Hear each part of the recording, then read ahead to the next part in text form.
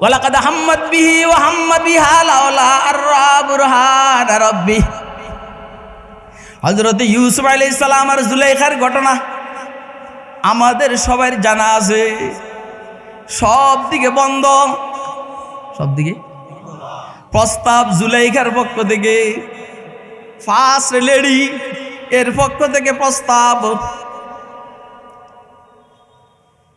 জুলাইখা বলতেছে ওয়াকালাত হাইতা লাক, জুলাইখা বললেন হাইতা আও না, ইউসুফ হাইতা আও না, আসো, লাকা আনা মুস্তাইদ্দাতুন লাকা মাই তেরে হি লিয়ে তৈয়ার হু।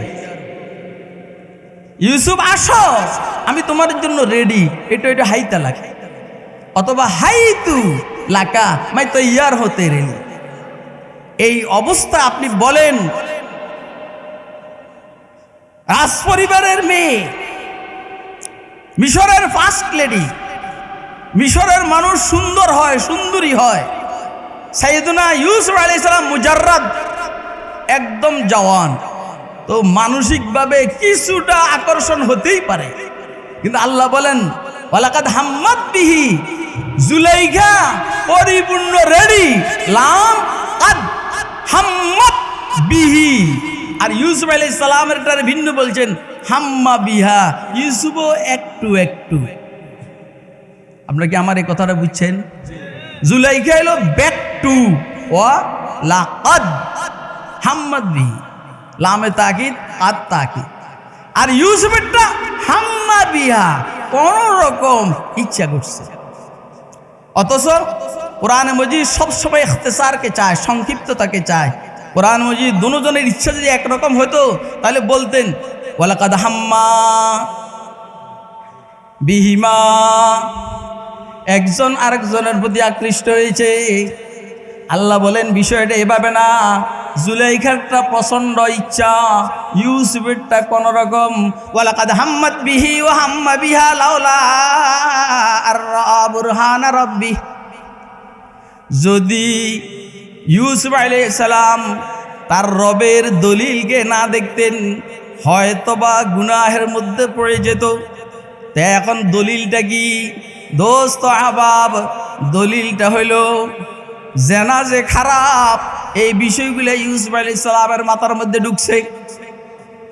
এক, দ্বিতীয় উম্মতের উলামায়ে কেরাম বলছেন হযরত ইয়াকুব আলাইহিস সালাম কুদরতিভাবে আল্লাহ পাকের হুকুমে কুদরতিভাবে জুলাইখার বিল্ডিংয়ের ছাদের নিচের অংশে নিজের বৃদ্ধাঙ্গুলিটাকে জিহ্বার মধ্যে দিয়া, দাঁতের মধ্যে দিয়ে এভাবে চাপাইতেছেন। আর ইউসুফ আলাইহিস সালামের দিকে চোখ বড় করে তাকাইছেন। হযরত ইউসুফ আলাইহিস সালাম ভয় পেয়ে গেছেন। এইভাবে আল্লাহ ইউসুফ আলাইহিস সালামকে গুনাহের থেকে হেফাজত করছেন। আম্বিয়া আলাইহিস সালাম গুনাহ করেন না, গুনাহ করতে পারেন না, গুনাহ করতে চাইলে আল্লাহ গুনাহ করতে দেন না। দেখছেন এইখানে ওয়ালাকাদ হাম্মাত বিহি ওয়া হাম্মা বিহা লাউলা আররা বুরহান রাব্বি।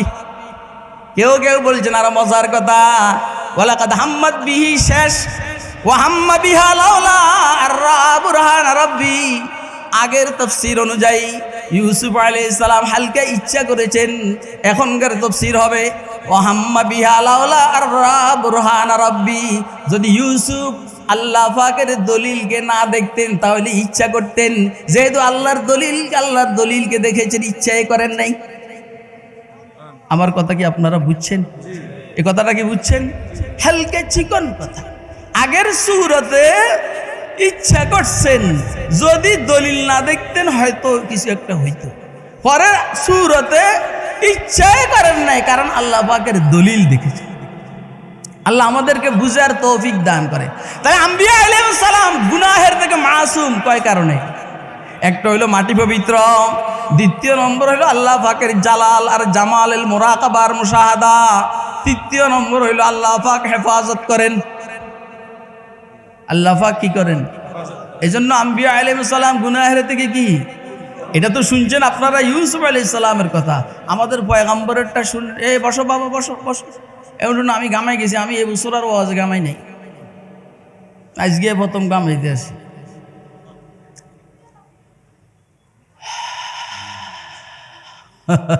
ইন্না লিল্লাহর মধ্যে কি প্রভাব, এক ইন্না লিল্লাহ আবার সাথে সাথে আলহামদুলিল্লাহ, মানে বিদ্যুৎ গেছে আর কয় ইন্না লিল্লাহ, আবার সাথে সাথে আর আলহামদুলিল্লাহ কয় নাই।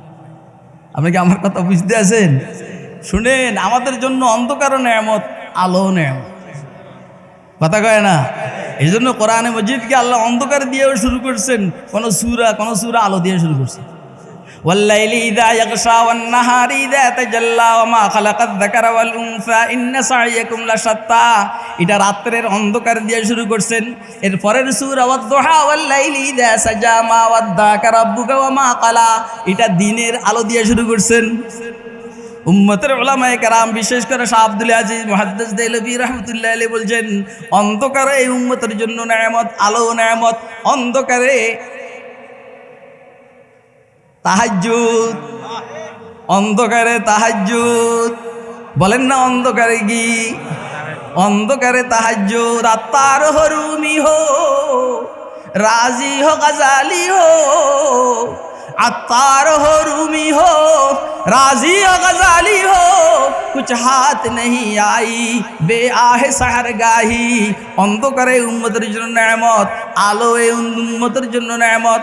আলোর মধ্যে ফজর, আলোর মধ্যে জোহর, আলোর মধ্যে আসর, আলোর মধ্যে মাগরিব, আবার একটু অন্ধকারের মধ্যে ইলা গাসাকিল্লাইলের মধ্যে এশা। কথা কয় না কেন? আরেক দিয়ে চলে যেতে আছে অন্ধকারের, যেটা প্রথমে অন্ধকার, এটা সূরার নাম সূরা আবু বকর, আর আলোর সূরা আদ-দুহা, সূরার অপর নাম সূরা মুহাম্মদ। দোস্ত আবাব, তাহলে আম্বিয়া আলাইহিস সালাম গুনাহের থেকে পবিত্র কয় কারণে? কয় কারণে?